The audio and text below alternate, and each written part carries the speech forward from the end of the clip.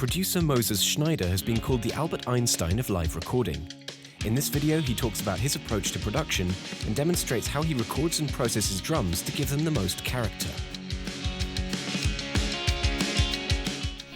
My name is Moses Schneider, and I'm working like a producer and engineer in Germany for many, many years now. I started in '85 and went to Hansa in '87. Stayed there for 3 years and became a freelance engineer right after this. So when the wall came down, I became a freelance engineer. I worked with many, many different people when I worked at Hansa, because at Hansa I was working as an assistant engineer. That means I had the possibility to work with different bands and different engineers and different producers. And my first international credit was with the Pixies, because they were on tour. They were touring Europe, and they had 3 days off in Berlin, and so they said, "Let's go to Hansa Studio." And I was the only assistant engineer available because it was summertime, and we had 3 great days. And so they put me on the record. So I say, thank you very much to the Pixies. And because of the situation in Berlin, because it was during the Cold War, so there was still the war, and so we had many bands from England coming to Berlin, because Hansa Studios had a deal with Mute Records. So they said, hey, come to Berlin, you get the studio for half the price. So I worked with lots of artists from Mute Records, you know. Unfortunately, not Depeche Mode, because they were before me, and but I worked with like Diamanda Gallas and Pixies, was something different, but with Mute Records like Crime at the City Solution and Nick Cave and the Bad Seeds, all that stuff. Yes, so I liked it a lot. Actually, it's the best time of my life. Is these 3 years at Hansa. Really, it was a great time. It's always fun to remember these days. So now we are at the Transporterraum. Transporterraum studio is the idea for building a room like this was, hey, we need time to finish an album. We need time to finish a record. These days, big studios were very expensive. They're still very expensive, but we had to find a place where we can concentrate on the vocals or on overdubs or arrangements, you know. And you don't have to spend so much money in big studios for doing this, like vocals, for example. So we need a very, very cheap place, affordable place, and some cool equipment. And we moved here to Kreuzberg in '97, 18 years ago. And this area was a dead area, and I mean everything was new in Berlin these years, but Kreuzberg was still like the forgotten old center, blah blah blah. You know, the subculture was the subculture thing was really on here, but the rentals, the rent was so ridiculous cheap here. You know, we paid almost nothing. Now it's the total opposite, but we have a very old contract. So we still pay like nothing in the middle of Berlin. And yeah, so let's say one day of work in this room, and then the whole rent is paid. You know what I mean? So it means work 2 days in 1 month, and you have everything is fixed, and then the rest is up to you. I love it, and it's also, you know, it's like. It's almost like a living room as well, and we have many little studios like this around here, and everywhere is carpet. No one wears shoes, you know. So it's like, hey, here we go, and yeah, it's a nice and cozy place. Still love it. So everything is DIY in this studio. Okay, not this one, but everything you see, yeah, is DIY, and it's not about mathematics, or, you know, we just tried something and then we liked it, you know. Keep it, don't change it. So no one was really like having a plan or an idea how to do that. Transporterraum has a recording room, which is not big one. It's not a big one. It's like 6 square meters, and it's basically for doing vocal overdubs and guitars and, you know, everything. Like it's a typical overdub booth.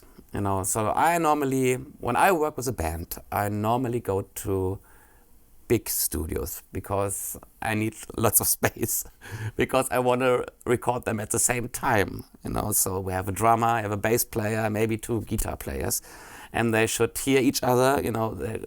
They should share the same room, so all the room mics are reacting on the whole band, not only on the drums. So compression becomes very important.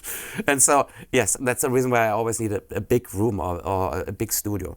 Every band is different. So if I work with a punk rock band, I prefer a more dry studio. And if it's more open thing, I love room sound. I mean, that's it. I can't say this one is perfect for this music, this studio is perfect for this music. It always, you know, every band is different. You know, and every corner in the studio is also different. So there are a lot of possibilities.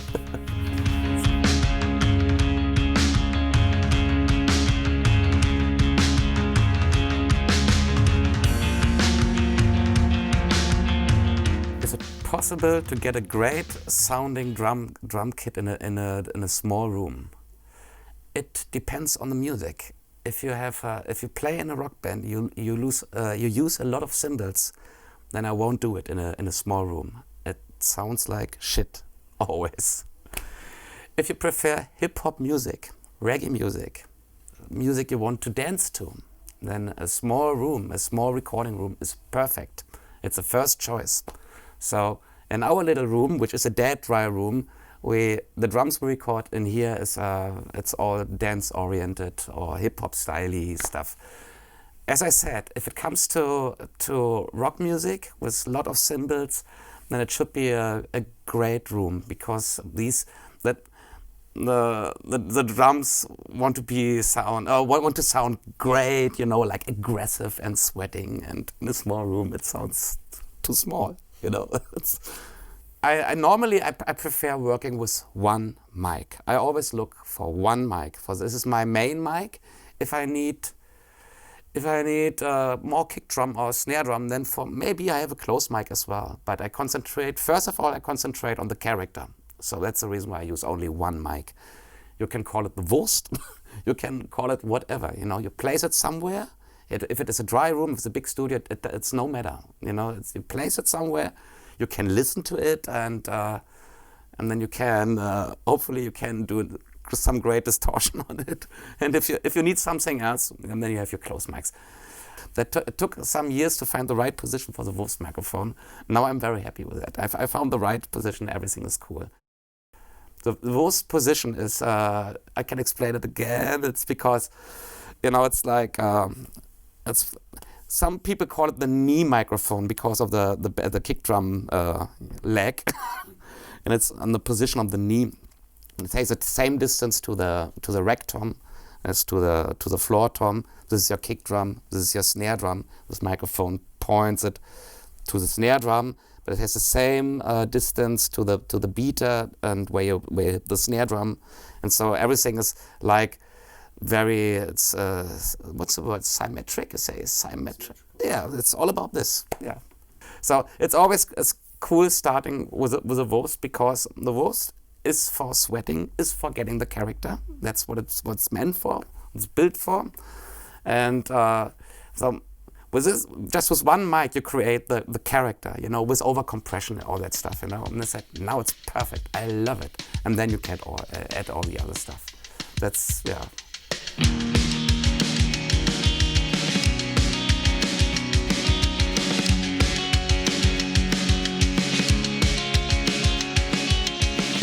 This sample is it's a click track version because this music is a dance-orientated rock feel, so it's like the combination of rock music, like with cymbals, crashes, but also it has to be very, very tight to the sequences, so you can see a lot of edits. And you can see that it's repeating after 2 bars. So like let's call it a 2-bar loop.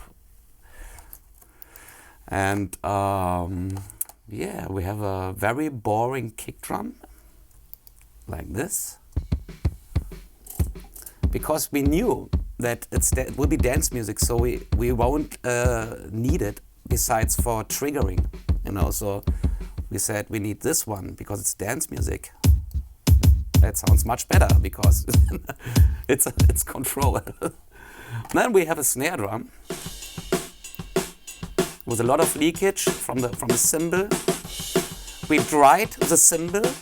We put many tapes on the cymbal, so so you have a very hard attack but no release. You know, like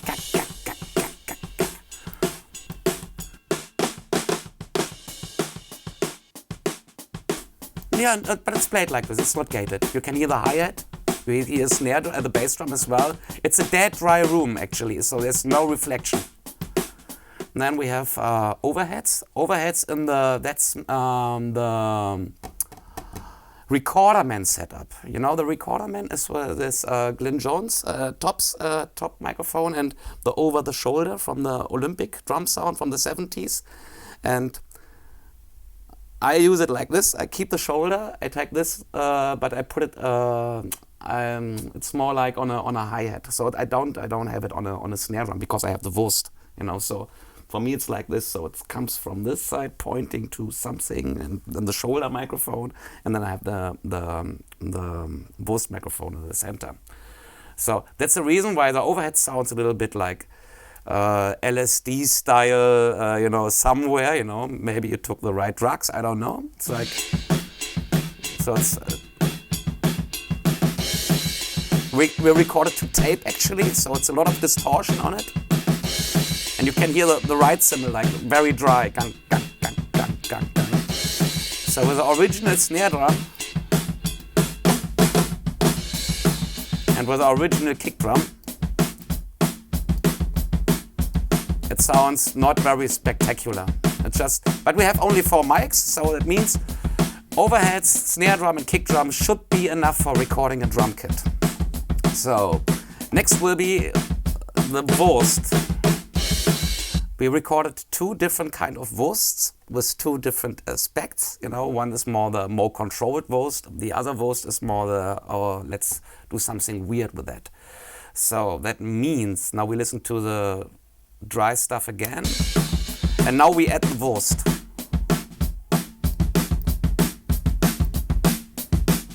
So this is the clean Wurst. In solo it's like this. It's treated and it's very pumpy. It's like dance oriented already.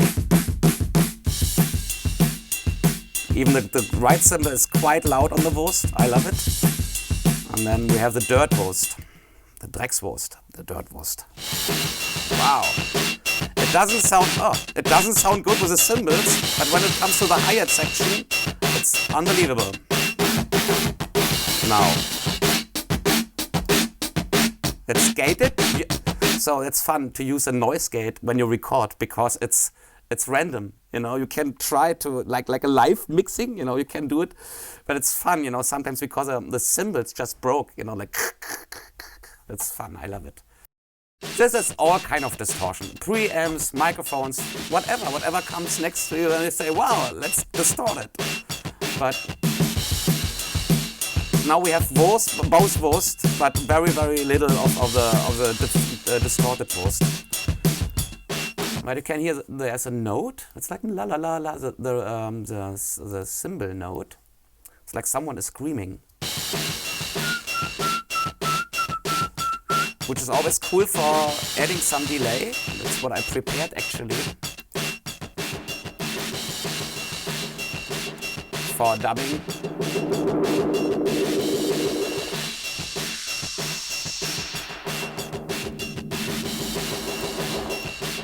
That's fun, isn't it? And bring back the Wurst, the other Wurst. So, and then you can decide, do you want to add some overheads? Why not? So now it's very stereo. And now we need the kick sample because it's dance music. Wow. And now take off the Wurst again. Boring. So this is the main character then.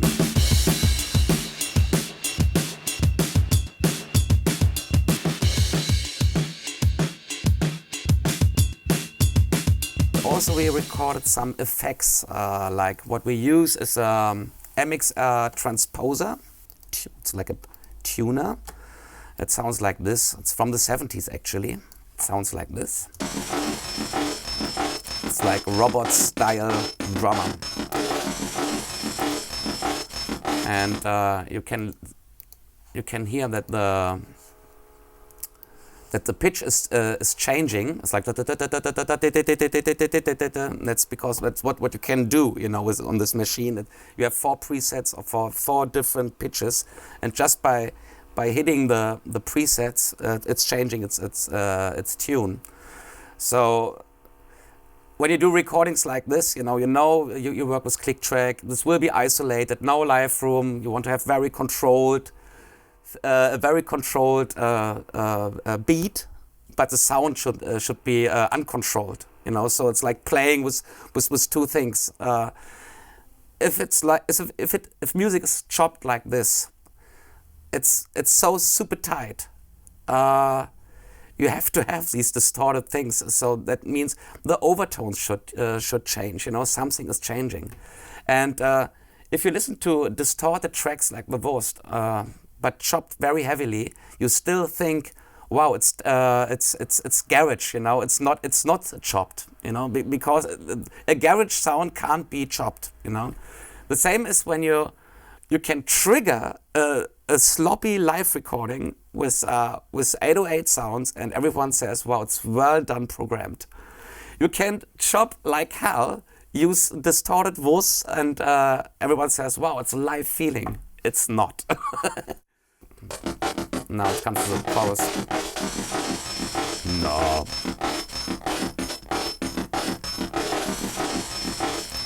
Now it makes sense. And then we have a plate, an old plate. Very normal. Then we use a noise gate.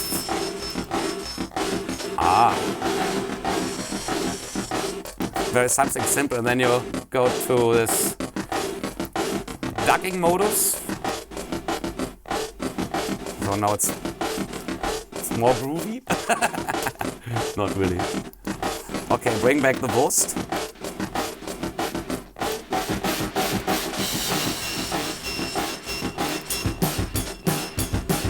So now we have 4 tracks of drums.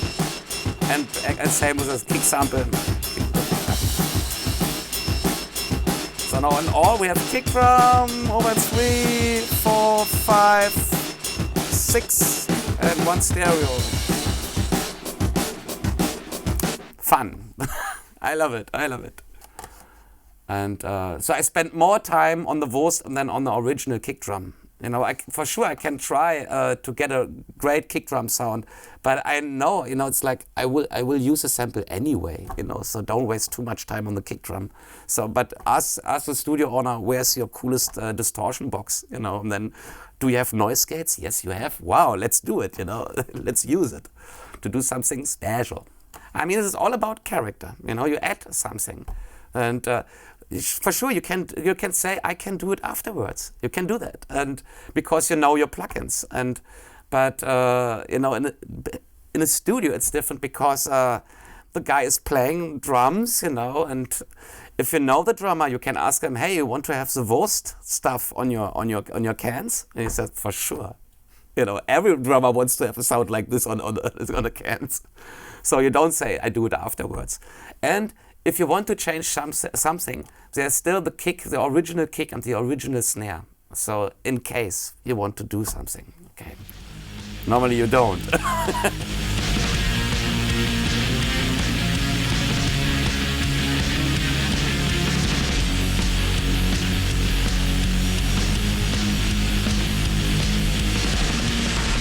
And the other good example is also for a dry room. Is the complete opposite. It's the same studio actually, a completely different band, but a different style. Yeah, it's a band Tocotronic. Tocotronic is a German singing band, and we made this recording 2 years ago. It was their 20th birthday, so 20 years of Tocotronic. So it was like a dream came true. You know, let's do this. Let's go to the studio and do it the 50s style or the 60s style. It was fun. So, same studio, different band, different style, no click track. Band is playing. So we recorded on a tube 4-track recorder from Telefunken. It was a used 4-track recorder in Abbey Road, built in 1956. After this production, it broke. So we were the last one. Not really. They tried to fix it, but it was fun to work on a 4-track. We knew that if we record on a 4-track, we should be prepared, you know. And because of that, it took us 1.5 years to prepare this album. 1.5 years writing, arranging in a rehearsal room, because we knew we're gonna record it on 4 tracks. That was actually the main reason to use a 4-track, because that meant more pre-production, more and more, you know. And then we go to the studio and we do it, we nail it. There's another aspect on the 4-track. It's a very good sounding 4-track. So, and it's a very normal drum sound. I guess it's kick drum. Kick drum is distorted, so not by purpose. It happened. And snare drum, and so it's nothing really special. Special is when the bass comes in.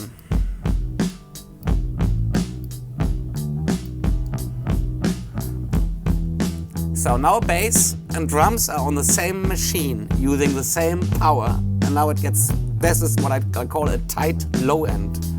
So it has a lot of low end, but because of the machine and because the bass was recorded next to the drums, you know, so it's a very, very, very, very controlled low end.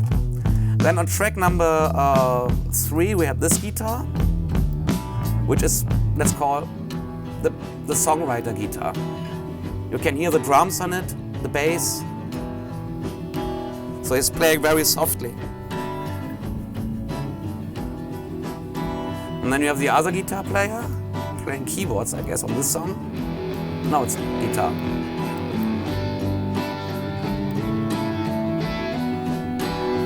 Bass. Drums. It's a 4-track.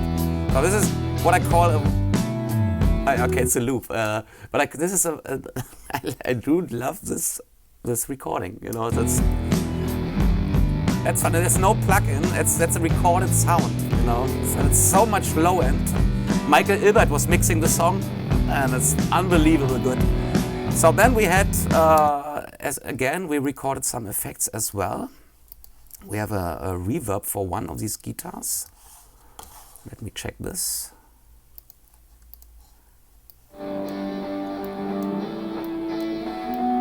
Oh yeah. Plus a delay. Okay, so we use the tape echo and a plate and mix it together on 2 tracks. These 2 tracks were recorded on Pro Tools, because Pro Tools was like not in sync, but Pro Tools followed the machine as good as possible. I mean, with effects, it's cool. You can do that. Yeah. And now for the drums, we have the same pitch again.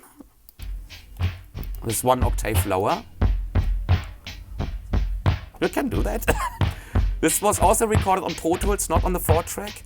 And where we matched, we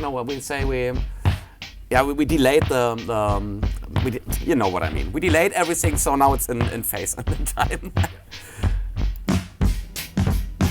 It sounds like 2 drummers actually. Oh yeah, a level down. That sounds like 2 drummers, and yeah. It's mono, obviously. So, and stereo is because of the guitars.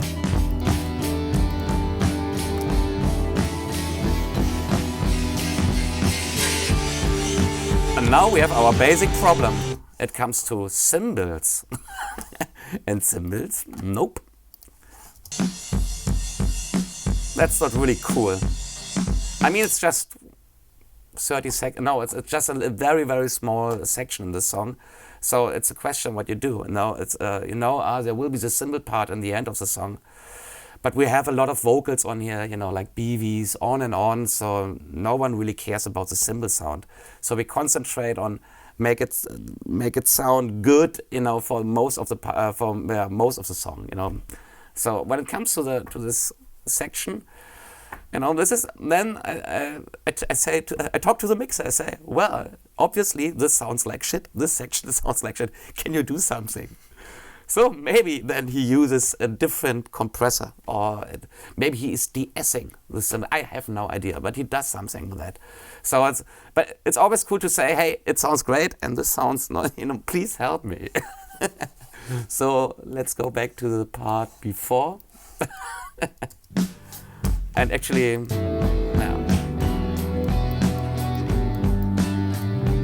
it was a very successful album in Germany.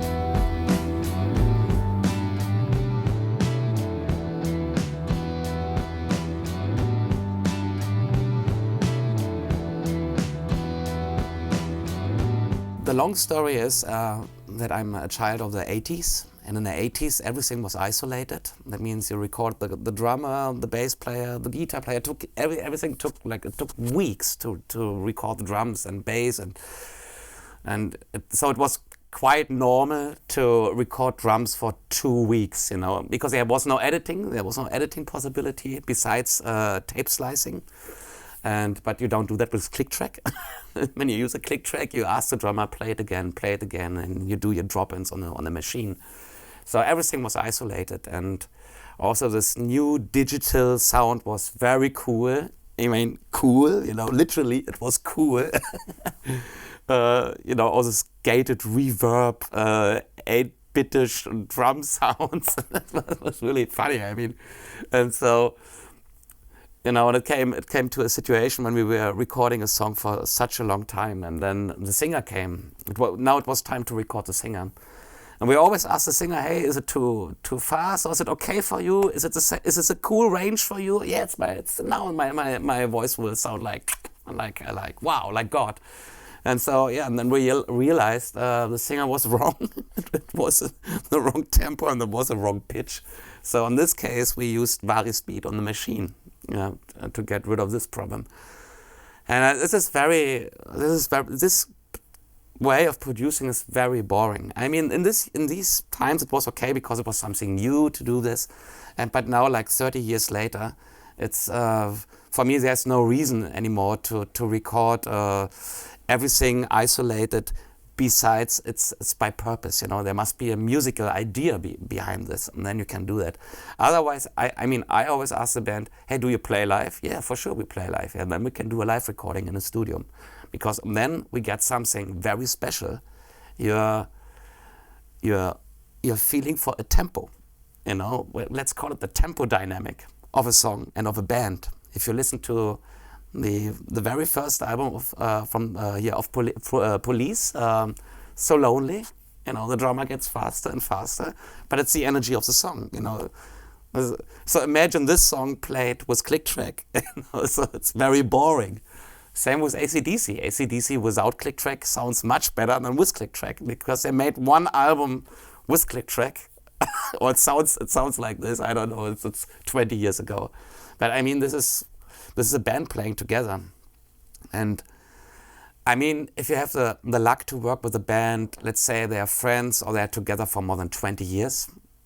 For example, Kreator, this thrash metal band Kreator, they play for 25 years now, and this is fun to record them live in a studio, because then you can listen to friendship, and it makes music very unique.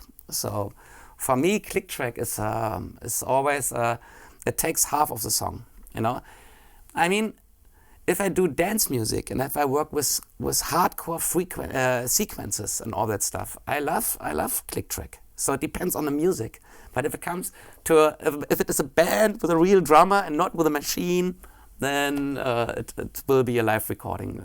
Otherwise, I don't have fun anymore. Then I listen to the click track, I listen to the drummer, then I can chop everything. Everything is quantized, and I lose everything. The whole thing to get faster and slower at the same time. always at the same parts, you know, when it comes back to the second verse. Second verse, for example, is always, you know, then you can decide, well, this is a good playing band. No, it's not such a good playing band. Because, you know, it's very easy to get to reach the first chorus. You know, it's like, whoa, first chorus. And then you go on with telling the story, you know. So that means also it's a different tempo. Normally, it's a different tempo. Every singer-songwriter plays the second verse in a different tempo than the first chorus. And also, there's one band I love to work with from Germany called the Beatsteaks. They play the last choruses always. These are the slowest choruses in the song. So because they have big melodies and big chords, and, you know, and there is this crash cymbal, you know, and then they slow down slightly. So they use the middle 8 section, the C part. They use it for going down and then like really celebrating the melodies and the words, which is great. So it doesn't have to be always the fastest chorus, the last one. So you see, it's every band is different, and with click track and if you quantize something, you will lose something. I call it music. You lose some music. You get some control, but you lose some music. That's, yeah.